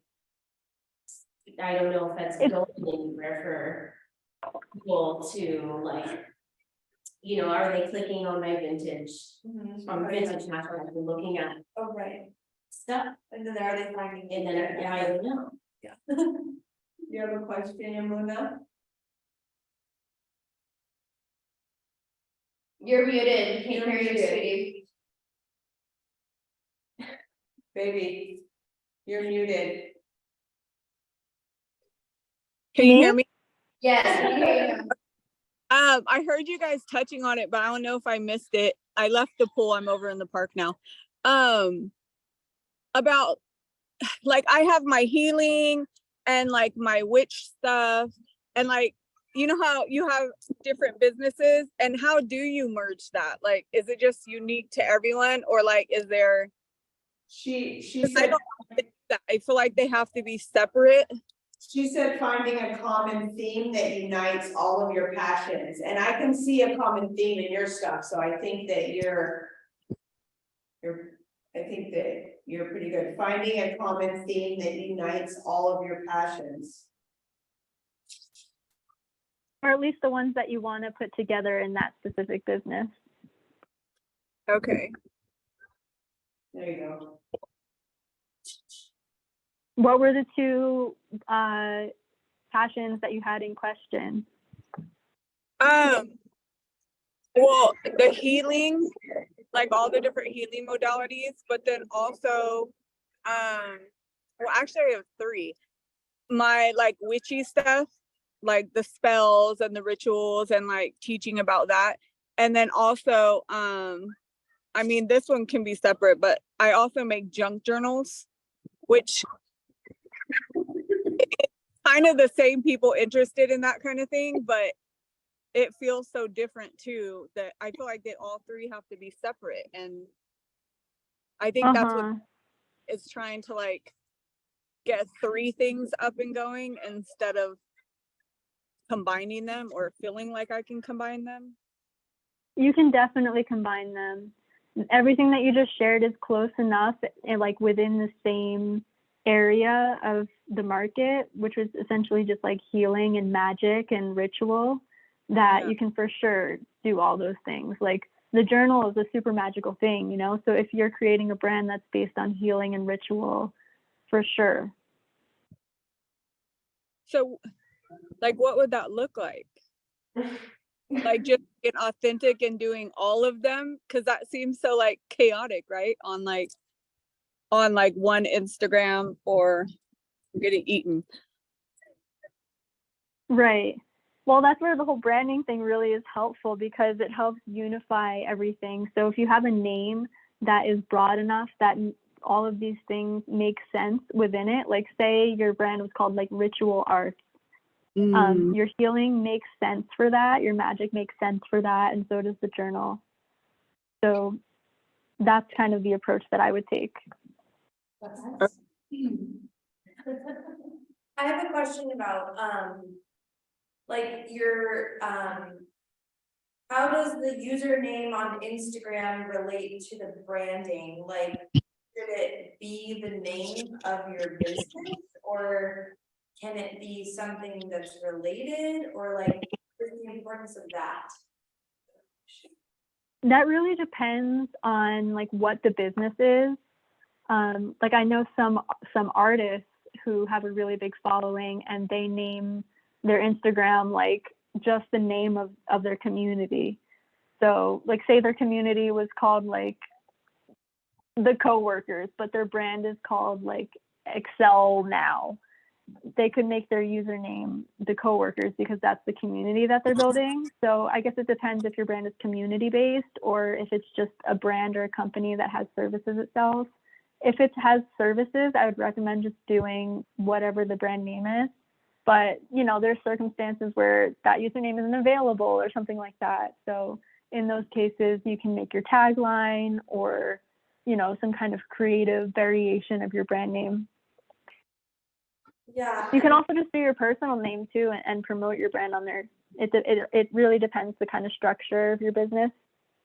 Right, okay, because I've struggled with my username, I keep, I don't know, like, I've switched it so many times, but it's like, well, also I have trouble with like using my personal account, just transforming it into now this is my, I don't know, but my business is so personal because it's me, you know? So it's, Right. I don't know, I went back and forth between like, should I just create a whole new one? But that was a fear-based thought because I didn't want people in my past to see me now. But then I was like, but they have to see me now because they can see that I've transformed and maybe that would, you know, anyway.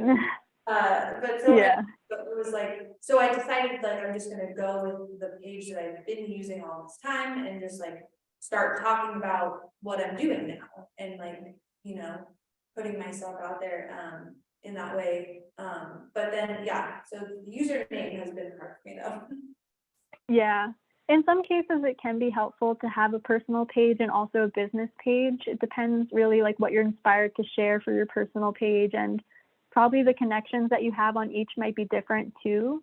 So if you have one that's more for like family and friends, that could be your personal, but then you can also have your business where it's more focused on the kind of people that you want to talk to in that way. And then you can kind of cross promote them. And that's always an option too. But it's just so unique for everybody. Like for some people that might work, and then for other people it might not be necessary. It really depends like what your angle is.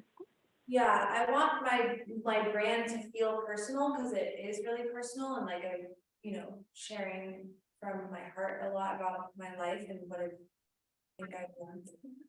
But but like, so what I started to do was just sharing more personal stuff in my stories and then like stuff that's related to what I'm doing with my business, like in the feed. That's a good idea. Yeah, but you don't want to fragment it too much. I mean, I think that there's no shame in letting people know that like this is a brand, this is a business account, even if it is your personal brand, there's still like a common message that you're putting out there, and focusing on that is what's really going to help tie it all together. So even if you are talking about, you know, something that happened through your personal growth journey, as long as you're linking it to that common theme of something that's relevant to your services, that really helps bring more cohesion. So are you kind of saying then that I shouldn't be posting videos of my son doing stuff at the beach on my stories? Or So I was gonna say, just follow up with that person, so, because I have a 10-year-old now, and I started really putting myself out there online on social media with a young kid, the age of your son. And I'm gonna let you know that I'm really grateful that I have a separate business page because he got to a point where he didn't want me sharing any more stuff about him publicly on social media anymore, and I had to start honoring that. And if I would have only had a personal page that I was using for my business, I wouldn't have, one, been able to share as much about my kid. And two, when it came down to him being like, Mom, no, I don't want you sharing any more about me. I had a business page well developed already that I didn't have to start fresh. So just thinking of your 10-year future of you and your kid and putting you and your family out there, it may serve you to still have a separate business page, because your boy will likely get to the point where he's not going to want you sharing everything on a public page anymore. Yeah, that makes sense. I would just say, as long as it's not like the focal point, like if, you know, say you posting majority about like your message and sharing what you came to share that's relevant for your business, and then every now and then you share something with your son or, you know, from your family life, like there's definitely no harm in that. People really love seeing who you are and what you're up to and stuff. You just want to make sure that when they look at your page, within that like 1 second that they're deciding if they're going to follow you or not, that it's not like all pictures of your son, because they're just going to think, oh, okay, this is you know, this is just a personal page where somebody shares about their family. You know, you want to give the impression that they're there for whatever specific business that you have. Yeah, totally. That makes sense. That's really helpful. Thank you. I heard something before about, this is just like an Instagram kind of question, about not putting a picture on the front of your reel as like a, you know, that's not a part of the reel. Oh, yeah. I've heard of that, and I didn't know. Wait, you said you don't or you do? He said not to, but I Yeah, think it doesn't make sense when I click on one and it's like some picture and then it has nothing to do with the reel. I'm like, why would they do that? To try to get something. If you're. I was just wondering if I have a really pretty picture, but I'm not really that, you know, a still of the videos are really that flattering. Yeah. Right. Or mouth open. Yeah, you could always make a graphic that says like the title of what it's about and just attach that into the beginning or something. Yeah. Either way, I mean, it's so specific to like what your industry is, because it really can change depending on those things. Well, does anybody have one last question before we're getting to the end of the time here? Any other burning questions for Jess? Yolanda? Well, okay, anything else you have to ask? What? Any more questions? It's such a fine line, I feel like, between like being authentic and how much personal stuff we, you know, put out there with our business. Cause I feel like you want to be authentic and you want to be honest with people, and we're on a healing journey too, right along with them, right? So it's like, how much do we share to be authentic but not be too personal or something, you know what I mean? Right. Yeah. I think sometimes it's okay to be vague and just tie it into whatever's relevant for them. There's so many layers to this, obviously.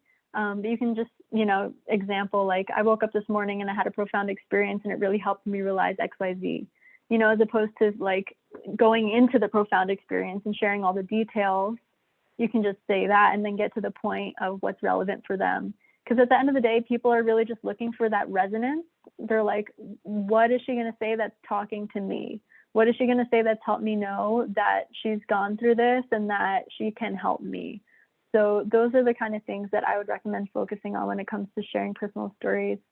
And also like having discernment for yourself, you know, of what feels true for you to share and what feels like it's forced authenticity, because there's a fine line there too. If you know, if you're feeling like I should share this, or should I share this, or, you know, when something happens and you're like, yeah, I definitely want to share this. So just kind of establishing that for yourself. Yeah, that makes sense. Well, how can people find you, Jess, and how can people work with you if they want to know further about how to brand and, you offer graphic design, you make designs for people, right? Like that's what you do? Yeah, I do the strategy and the design. I also create websites and help with marketing and stuff. But yeah, Facebook or Instagram is a good way to stay in touch. Wholystic Branding. Sure, it'll be spelled out somewhere in the post Yeah. that led up to this. So that's a good way to find me through there.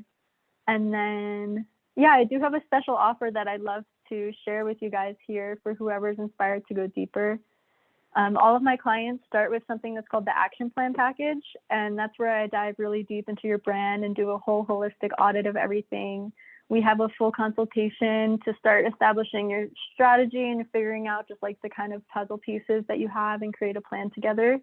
And that's usually $170, but I'm offering 50% off for you guys. So that's just $85. Wow. Wow, amazing, thank you. Thank you. Yeah. So much. That's awesome. Yeah. You're all badasses and you got this. And ultimately just trust yourself. Great, thank you so much. I'm so grateful for you. Yay. Thank you. Thank you. I wish I could have seen more of your faces, but I'm glad that Yeah. happened in its own way. I'm just glad we were able to figure out how to hear you clearly. Yeah. Yeah. Yeah.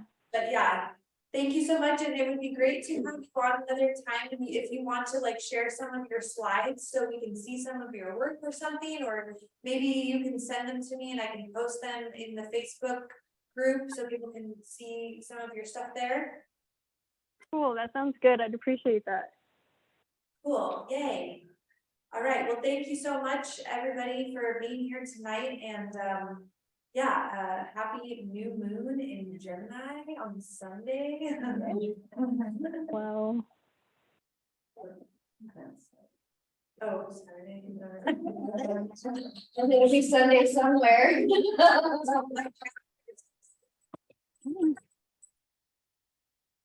Thank you, everybody, and have a good night. Thank you. Bye. Thank you. Bye. Sorry, I wasn't ready for that. Bye. Bye, everybody. I love you. Beautiful in the blue sky. Well, I would say I actually feel a lot better about myself. I feel like